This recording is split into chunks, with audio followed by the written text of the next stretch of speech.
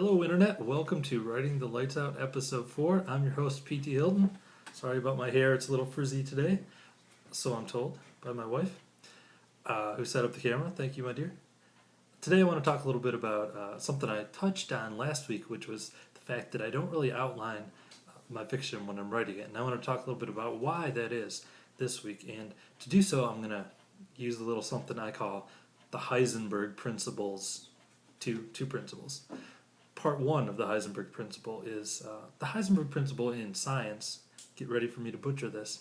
Is when scientists study very, very small, the smallest of all particles, they found that the more you know about one aspect of the particle, the less you know about another aspect. So maybe, the more they know about its actual mass, the less they can know about its velocity. I just made those up, I'm not sure exactly. And related to that, when they're studying those really small particles, the very act of them looking at it and studying it can affect the particle.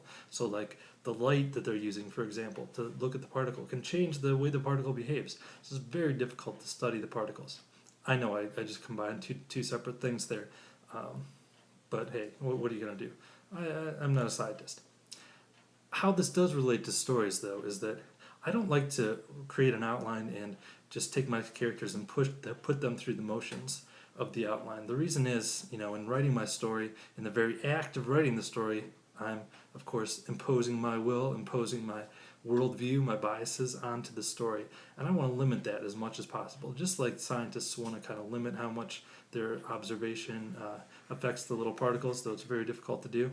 Same thing as a writer. I would rather develop my characters as much as possible and put them in tough situations and see how they react rather than telling them how to react, which is sometimes the way I feel it is when I do outline. So that's part 1, and that could seem a little mystical, right? A fictional character, just putting them in a situation and see how they react. What are you, crazy, PT? Let me get to part 2. Part 2 of the Hiesenberg Principles is related to the television show Breaking Bad, as you may guess. If you're a fan of Breaking Bad like I am, when you hear the word Hiesenberg, you don't even think of science. You think of the character on the show, Breaking Bad. So I want to use this story from Breaking Bad to kind of make that fictional characters behaving of their own accord thing a little more concrete. So this is a famous story you may have heard before, but the character of Jesse, played by Aaron Paul, when he was first brought on the show, he was only supposed to be on for 3 or 4 episodes, and then he was going to be killed. But when he came on, the chemistry that he had on the show and the way that he interacted with the other major characters was so great that the writers changed it up, let him live, and he's become a huge part of the show since. So in not outlining, I'm also allowing my characters to do that. To when I see something's really working in a way that I hadn't expected it to, or it's working differently than I expected it to, I can kind of follow that muse and see where it takes me. So those are kind of the reasons that I don't really outline very much. Now, of course, when I create a story, I'm not just saying, I think I'll just write about a character and see what happens. I do have some ideas in mind that make me sit down and write that story, and I'm going to talk a little bit more about that next week. Quickly this week before we go, I do also want to pay tribute quickly to one of my writing heroes, Elmore Leonard, who passed away this week. He was such a great writer, and his work means a lot to me.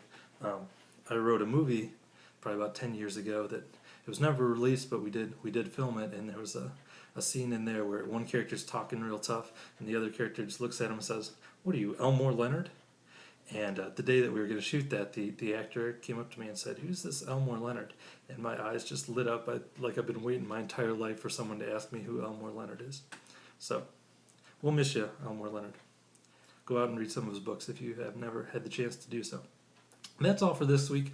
Next week I'll talk, like I said, a little bit about some of those key things I think about when starting a story that I do know are going to happen in the course of the story. In the meantime, head over to pthilton.com, check out the Something to Love blog, as well as on the right-hand sidebar, you'll see a little progress indicator with how I'm doing with my novel.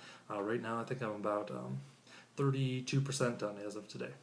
So that's all. I'll talk to you later, and until next time, keep writing the lights out.